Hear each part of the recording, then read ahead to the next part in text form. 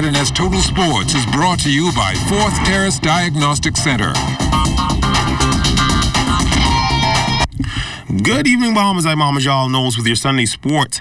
Yesterday was Championship Saturday in the New Providence Softball Association. And in the first game, we saw the Johnson Lady Truckers try to steamroll over the defending champion Sunshine Auto Wildcats in the opening game. The Wildcats showing their championship pedigree, displaying some of their imported lumber, driving home several runs in the later innings to pick up the 9-6 win. Winning pitcher Tila Johnson. Yeah, I told my gang we got to win the first game. It's very important because now they have to chase us. Johnson adding that she's encouraging her teammates to swing their bats with no hesitation. Yeah, I told them, first pitch, Steve only lobbing the ball. She's in no shape right now, so she's just floating the ball across the plate. First pitch, you like it, hit it. As for what the Wildcats can clean up, just some minor errors in a few spots we're working on at the moment. So next game, it should be much better than it is. On the losing side, the Truckers players are not losing any sleep over the loss. It's a boring loss. We'd rather be up one than be down one. Just got to come back and play ball, hit, play good defense, and get back to 1-1 and then start all over again.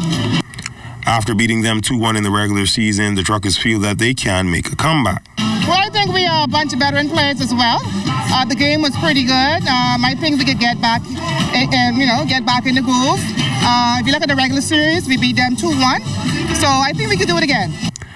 On the men's side, in the feature game, the CNS Hitmen took a 1-0 series lead over the Commando Security Truckers, thanks in large part to a base-clearing triple by ace Alcott Forbes to give the Hitmen a 5-zip lead, which they took into the 7th. Now, the Truckers managed to drive in 2 runs in the 7th to close the gap, but that was all they could muster as Forbes closed the door, striking out the final batter. Winning pitcher? Alcott Forbes. I want to acknowledge God, man, for always giving me the strength and the fortitude to come out here and play, get that game of softball. Remember I told you earlier, the Truckers is a good ball club, very tough club, a club that you can't sleep on, but they have to bear in mind that we are the defending champions and we have something to defend, and that is another championship. Forbes now stating the importance of staying out front. It's always good to stay out front. You have more opportunities to score runs because the 7th inning you can't stop anybody in the championship. So it's important to stay out front, give yourself the leeway. So if you make a mistake, like you see what happened in the 7th inning, I missed a pitch, the fellow ended up with a double.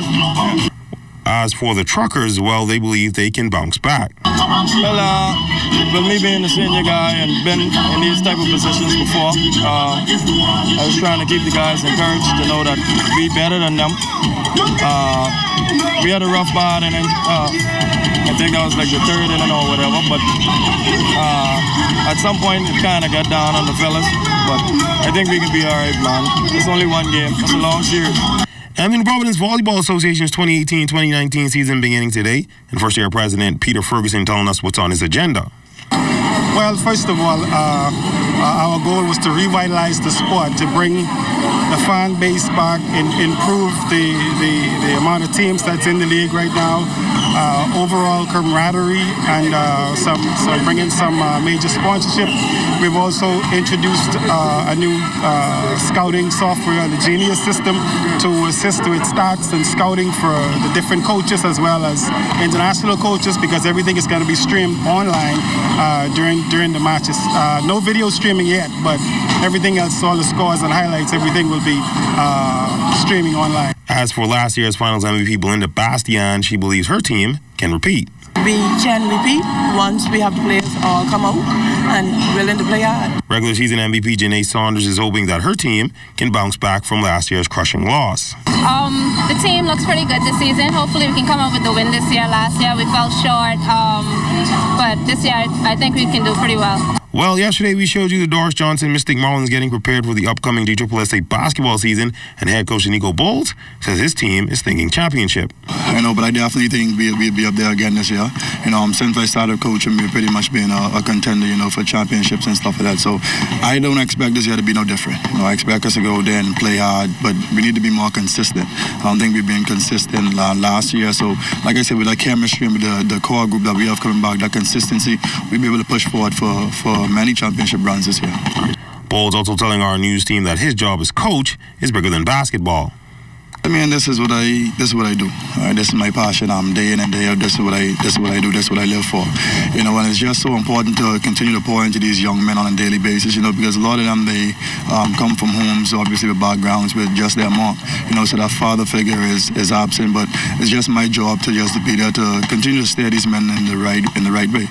You know, like I always tell them, I'm their coach. I'm the male figure in most of their lives. You know, but I'm pretty much just like their big brother. You know, I'm not much older than they are. You know, so I just want to continue to push them, and we have, you know, open conversation and open relationship. You know, and I think that's key, you know, as coaches, just to be able to reach out to your players. You know, they can come to you at any given time and talk, you know, and that does a lot for these young men and continue to help to push them in the right direction. You know, so male figures is something that I mean, it was a big part of my life. You know, a lot of these kids, they aren't used to it, but when they come to me, you know, they start to get used to it, and you see a definite change from them.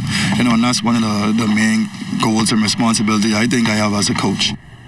And with the shooting season getting ready to begin, President of the Bahamas Archery Federation, David Raming, highlighting last year's accomplishments. Right. So last year's shooting season culminated with our participation in the Caribbean Developmental Championships in Santo Domingo, Dominican Republic. That was in April, from the 1st to the 8th of April of this year. And that was our second attempt to participate in that tournament, and we actually won medals this time. Our first attempt was in 2017 in Puerto Rico. Had a team of 3 archers. We were learning. But we've been working very hard. We've been attending the various camps, and we've brought in some coaches.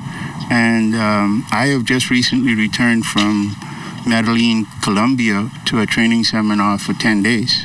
And we're excited about this year's shooting season. We're armed with a lot of information. We have the opportunity to host a tournament in Freeport, Grand Bahamas in April. So, yeah, it's going good. Raming also making this appeal to some help from corporate Bahamas. That's a lot of traveling and that's a lot of expense. So we're hoping that corporate Bahamas and Ministries of Sports and Bahamas Olympic Committee will continue to support us so that we can put forward our best foot. The Archers are currently preparing for a tournament to be held in Freeport in November. And that's been a look at sports. A quick check on weather is up next.